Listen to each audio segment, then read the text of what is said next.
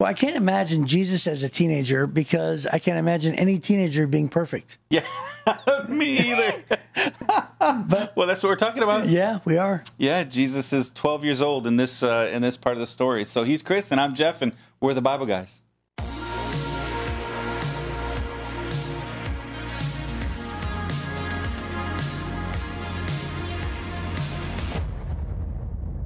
Okay.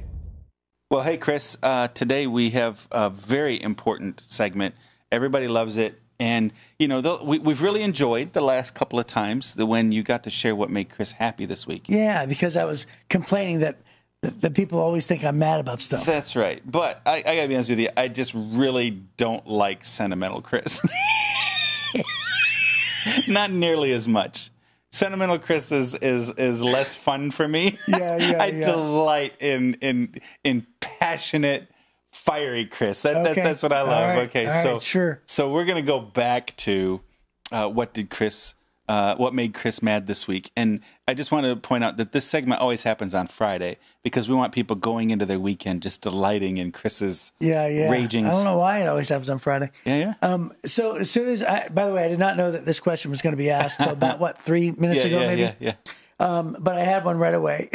Right away. Yeah, because usually when I get mad, it's usually like things that happen that's community, right? Yes. Like things that you're not considering other people around you. You've taught us before that your rage is on behalf of others. On behalf of others. Yeah. You're so benevolent. So I went to the doctor's and I was in the waiting room, and there was an older couple, not terribly old, like maybe in their 60s. Older, just older than you, just older than me, and they had a phone conversation. There was probably there's probably 1, 2, 3, 4, 5. Probably 6 of us in the waiting room. They had a phone conversation on speaker. On speakerphone. And turned it up, so loud. Bad enough it was already on speaker. But, and by the way, they could have easily just, held it up to their ears, or they stepped out in the hallway, anything like this. But they had it on speakerphone, and then they had it all the way up. Yeah. And so there's nothing for the rest of us to do in a waiting room except for read a magazine or twiddle on our phones. Hey, Mom, how's your bunions? No, it was worse than that. Oh, no. It was worse. It was 2 old people talking. So it was literally, like, you ever hear 2 old people talk? Yeah. Like, hey, so the pharmacy, that's what it was, right? Oh, you paid $12. If you go to Canada, you get it $9. I'm not even kidding. I'm not making that up. That is literally the conversation. It was the price of pharmaceutical, drugs in Canada versus, and I can't spend $7 in gas to go get that. I can't unhear this. Right. And it's so insulting. It's so, matter of fact, it's not insulting. It's assaulting. Yes. Right. Yes, They're assaulting all of us. Right. And it wasn't just you. You could have put up with it by yourself. No. It was the fact that there were 6 or 7 other people in the room. I didn't want it. No, I didn't want this for me either. Had I been the only one... Oh, no. Had I been the only one in the room, I still would have been like, dude. Come on. What are you doing? Like I'm not a part of your conversation. Step out in the hallway. Hey, listen, if you want to do speakerphone for you and your wife, that's fine. Sure. Just do it in the hallway. Right. And then to find out it was just the most pointless conversation whatsoever. And I'm thinking to myself, man, this is rude. Yeah. Well, this is what happens. You're only 10 years away, Chris. Yes. And you're going to start talking about the price of pharmacies. Oh, yeah, I know. You're going to talk about bowel movements in the morning. I already complain about everybody else's lawn in the neighborhood. Yeah. Because I've become the guy with the nicest lawn. Yeah. I never thought that would happen. I never thought that would happen. Get off my lawn. Have you yelled at kids yet for getting on your lawn? I don't care about That's anybody. Coming too. I don't care about care about anybody walking on Pretty soon you're going to be talking about fiber content and food. You're going to be talking about all kinds of stuff. The compression socks. For now. It's all coming. For now, I'm thinking like a young guy. And I'm saying, be looking for a restroom. I'm saying to the old guys, don't put your speakerphone on in the middle of a public place. Right. We used to call that a conference call. Right. And the reason is because, it was a conference of multiple people that need to be in on the conversation. Right. Yeah. Well, good, Chris. Thank you for sharing that. That was a delight. It's important to remind everybody what's acceptable and what's not. That's right. So if you're not sure, just tune in every Friday. Chris will let you know. This is our segment of Do This, Not That. Right. Okay. Well, hey, this is great. So you referenced at the beginning that now we're moving into Jesus' adolescence. Yeah. And it's kind of weird to think about Jesus growing up, Yes. isn't it? Well, because we know that he experienced the full range of humanity. Yeah. But at the same time, we're given the information that he never sinned, Right. which means that he was able to, probably get angry without sinning, because anger is not a sin. The Bible is very clear about that. Yeah. He was probably able to procrastinate without sinning. I wonder if, we always say obeying your parents means right away and do it immediately. I wonder if, Mary ever said, hey, make your bed. And then Jesus didn't do it. And then he's like, why didn't you make your bed yet? Oh, I forgot, that there had to have been. Be forgetful. Yeah. When you're a young teenager like that, man, you forget everything. You lose your mind.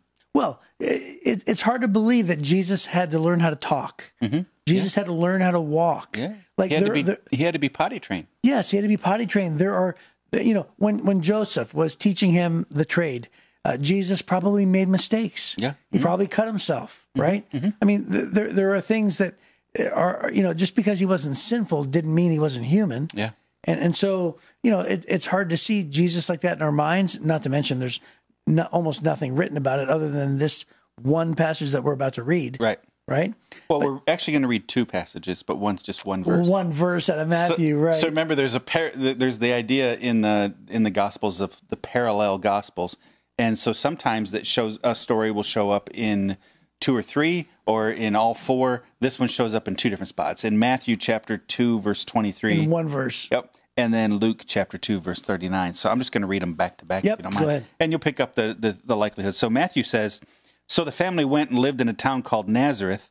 This fulfilled what the prophecy had said. He'll be called a Nazarene. There you go. Yeah, that just gives us proximity. They moved to Nazareth. Right. Then Luke goes on, and he goes, when Jesus' parents had fulfilled all the requirements of the law of the Lord, they returned home to Nazareth in Galilee. There the child grew up healthy and strong. He was filled with wisdom, and God's favor was on him.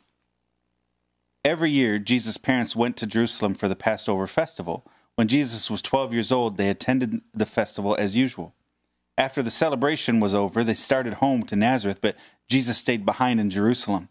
His parents didn't miss him at first because they assumed he was among the other travelers. But when he didn't show up that evening, they started looking for him among their relatives and friends. When they couldn't find him, they went back to Jerusalem to search for him there. 3 days later, they finally discovered him in the temple, sitting among the religious teachers, listening to them and asking questions. All who heard him were amazed at his understanding and his answers. His parents didn't know what to think.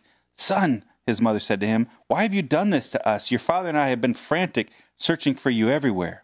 But why did you need to search? He asked. Didn't you know that I must be in my father's house? But they didn't understand what he meant. Then he returned to Nazareth with them and was obedient to them, and his mother stored all these things in her heart. Jesus grew in wisdom and in stature and in favor with God and all the people. That's a strong last statement, isn't it? Yeah, that's He fabulous. grew in wisdom and stature and in favor. Yeah. That's With God and people. With God and people, that's right. That's right. Very descriptive, very big statements. Yeah. To be wise and then to grow tall and then to have favor with people relationally, both with God and man, is just one awesome sentence. You know, I had, back in the day, you used to run college ministry, young adult type ministry stuff. Yeah, I was a college pastor. I had a guy in young adult ministry I was running at the time. He was in his mid-20s. He was very gifted. He was intelligent. He was a go-getter. He graduated from college. He got a master's degree. By the time he was like 24, he got his bachelor's and his master's at the same time. He got a good job. He was in love with God, but was a little frustrated with all the other parts of life. You know what I mean? He felt like he should have done a little bit better in school. He felt like by that point he should have a wife or be seriously dating. Didn't have that in order. And then he kind of felt like he was supposed to do more with his life and couldn't figure out what. And so I probably had 4 or 5 meetings with him of just going, Jeff, I feel like I'm wasting my life. I'm like, dude, you're like 27. What are you talking about? And he just was frustrated, feeling like he was wasting his life. Finally, we sat down and I said, okay, let me talk to you about this. When you don't know what you're supposed to do next, do something. He goes, that's what I'm saying. What should I be doing? And I said, you need to grow in wisdom. You need to work on your body, grow in stature. work on your relationship with God and work on growing in favor with other people. So learn how to become a great man. How do you become a great man? Get physically fit, be strong. He started working out, he lost some weight. He did some really good things that way.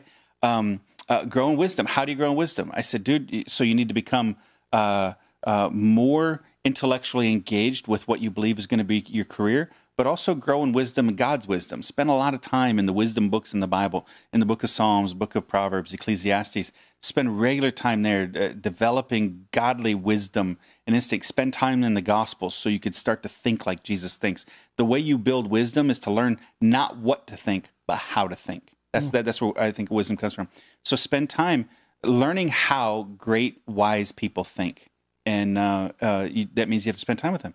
And then favor with God, that's daily devotions, that's growing in your habits that are necessary for spiritual growth. And then favor with people is, I think, diplomacy and social graces. And so he put together a diary, not a diary, but like a playbook for himself to work through. And then probably every 6 weeks or so, he'd come back and go, hey, I've been working on the work. This is great. And I'm telling you, when he finally did get engaged and all these things, I just felt like this guy, of all the people I've ever met, this guy was just ready for the next level of life because he'd been spending all this time preparing for it. Mm-hmm. He wasn't just living life and hoping life would happen well. Right. He was prepping for it, and he took these four verses, and that's what he did. That's really cool. Yeah. Yeah, and it's amazing. See, or these four words. You can find so much just in that one verse, right? Those words. Well, I mentioned in one of the earlier podcasts, Jesus' ministry lasted about 1,000 days. Right. That's only 3 years, right? Mm-hmm. 3 years and 3.5 years, whatever. But Jesus was 33 years old traditionally, maybe a little older than that, depending on how you view the timing. But it was we only get less than 10% of his life, right, in here, and the other 90% was he grew in wisdom and stature and in favor with God and people. Right. That's the other 90% of his life. Right. So maybe we overemphasize what every day of our life should be, and we underestimate we overemphasize what the big arc of our life should be, and we underestimate or underemphasize the daily things. Yeah, because every day counts. Who you are, in the grocery store is just as important as what you do on a public stage. That's right. Right. Yeah. So that's good thoughts. Yeah. When my kids, all three of them, my daughter is dating, I think, fairly seriously right now, and it's different being a dad of a daughter than it is being a dad of sons, by the way. But and my two sons are married, and all three of them, I told them, hey, you don't go running after just trying to find the one. You become the one that somebody else is going to need, right? And then be praying that God is preparing them too. So it's not about what's going to happen to you. It's about what you're preparing for.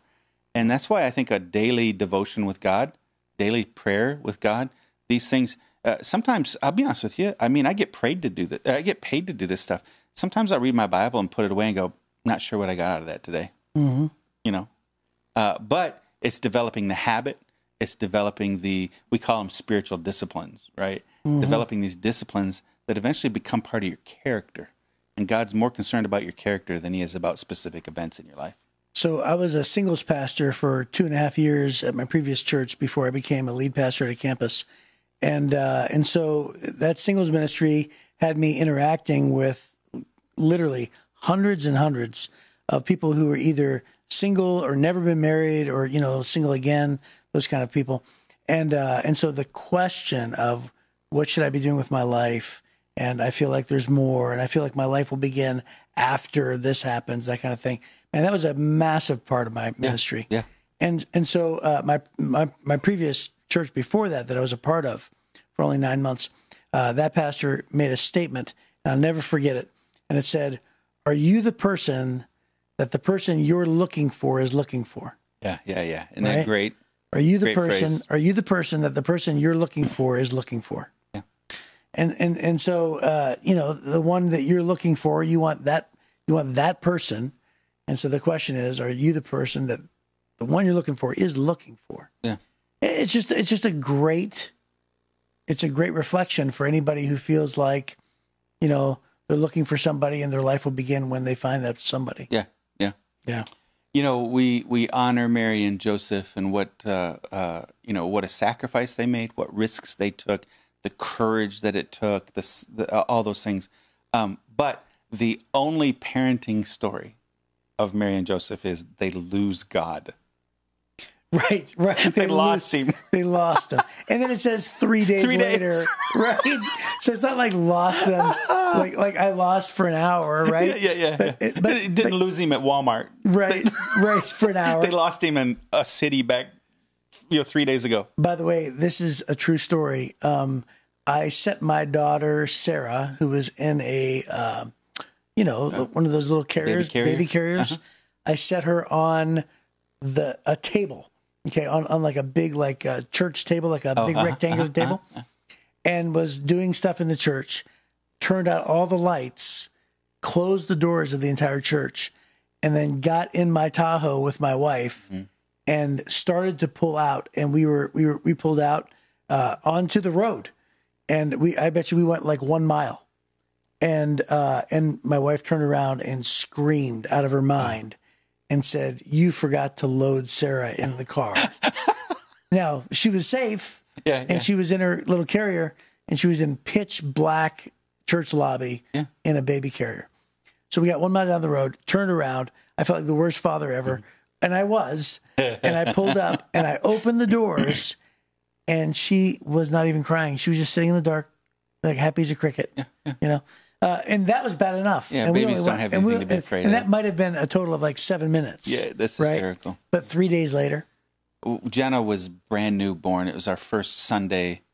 She's my youngest. It was our first Sunday back to church. And I was a worship leader. Bonnie was a musician. And so then everybody wanted us to go to dinner with them. And so Bonnie and the boys, I dropped Bonnie off at the front door of the restaurant. And the boys, they go in. And there's maybe 8 or 10 other people waiting for us at this restaurant we all like to go to. And I got out and went in. Everybody's waving at me, and I'm waving back and just feeling so proud. Everybody's congratulating me for being a father. I walked in. It turned out they weren't waving at me. They were yelling at me that I'd left the car seat in the car.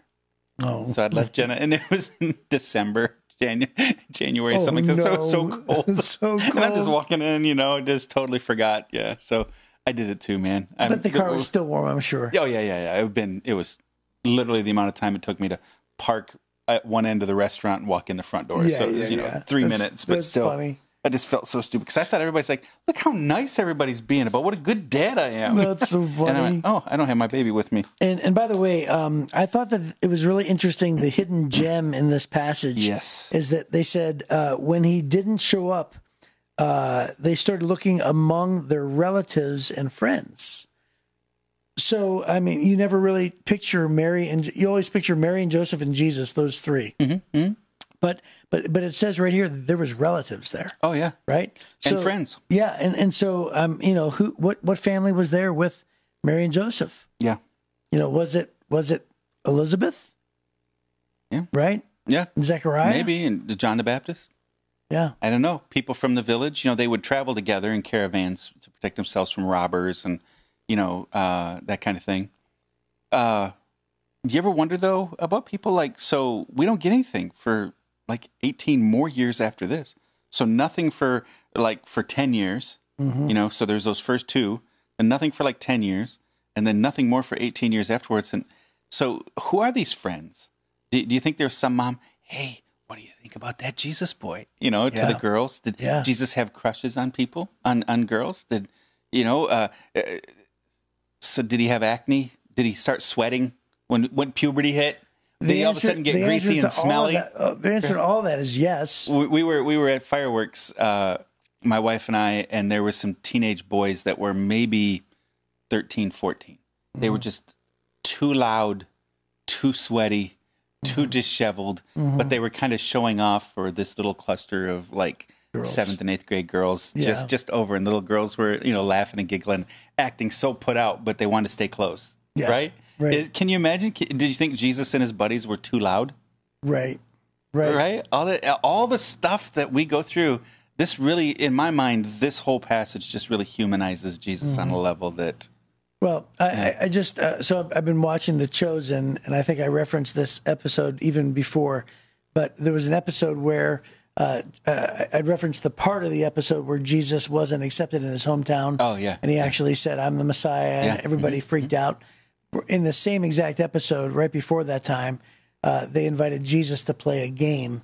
And it was almost like a hacky sack type game where they're in a circle and they're sort of, but in this case, they're sort of throwing this little bag of something and they're catching it. And Jesus wasn't very good. And they were all teasing him. And they were like, have you improved since last time? And he's like, we'll see.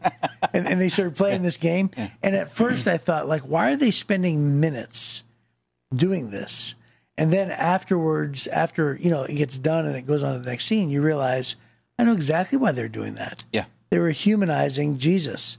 They were showing what was about to happen, where Jesus was about to claim that he was the Messiah in his hometown and be rejected by people who were literally his friends. Right. People who played games with him. And people who knew him growing up. One of the ways that you know that this is probably really how it happened was because people like Mozart were famous at 3 for being savants on the piano. Yeah. He was writing symphonies by the time he was 12, right? And the whole world knew about him. His friends almost worshipped him. He was famous all throughout Europe, Mozart was, as a kid. So that by the time he was in his adulthood, he was a ragingly famous guy for music. But nobody was claiming that Jesus was... There's nothing said here, and in history... You should see this 5-year-old that's the most amazing carpenter we've ever seen. You should see the fireplace this guy built. You should see... Nobody was saying this kid was a savant in any area except for the fact that the teachers of the law were impressed with him in Jerusalem. Right. Nothing else.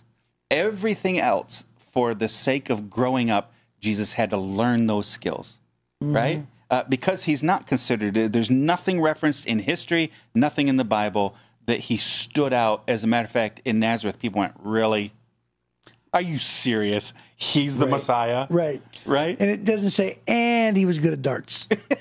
He hit the bullseye every time. Right. Yeah, it doesn't say anything Well, he was a tradesman. Right. And it wasn't like, Herod. Herod was building stuff like crazy. Right? He was building Caesarea. He was building all this crazy, all these things. If he was a great artisan, just naturally, supernaturally gifted artisan, not learning his trade, but just was a savant at it, he would have been working for kings. King David, when he was a teenager, was playing the harp for Saul because he was the best harpist in Israel. Right. He was a savant.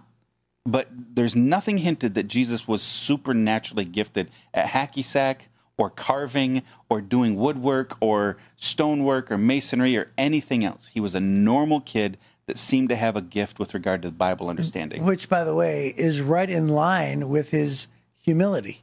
Right. It's the order in which it's the manner in which he chose to come into the world, and apparently it's the manner in which he chose to live his life. That's right.